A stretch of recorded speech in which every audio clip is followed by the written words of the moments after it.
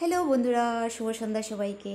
আজকে বানাচ্ছি একটা টিফিন, বানিয়েছি একটা টিফিন ব্রেড দিয়ে। তো আমি এখানে নিয়ে নিয়েছি আধা ঘন্টা মুগ ডালটাকে আমি ভিজিয়ে রেখেছি। তারপরে এটাকে আমি আদা কাঁচা লঙ্কা দিয়ে গ্রাইন্ডারে পেস্ট করে নিয়েছি। আর ঘরে আমার যেগুলো ছিল ওইগুলো ইনগ্রিডিয়েন্টস দিয়েছি।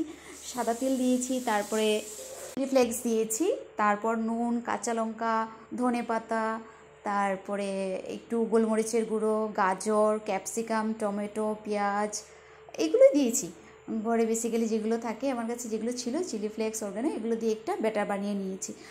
জেনারেলি সবসময় অমলেট করে যেটা বানিয়ে খাই, তো ভাবলাম আজকে একটু অন্যরকম ট্রাই করি, তার জন্য আজকে এইরকম একটা বানিয়ে নিলাম।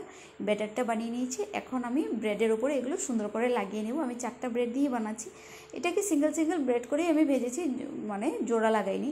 তো আমার তাওয়াটা গরম করে সামান্য একটু তেল ব্রাশ করে নিয়েছি। তারপর সবগুলো এখানে তেল ব্রাশ করে আমি 4টা ব্রেড উল্টে পাল্টে ভালো করে ভেজে নেব। ভেজে নেওয়ার পর দেখাচ্ছি, এই দেখো আমার ভাজা রেডি। আর কেমন হলো টিফিনটা তোমরা আমাকে কমেন্টে অবশ্যই জানাবে। আজকে জেনে চলো, টাটা, বাই বাই বন্ধুরা।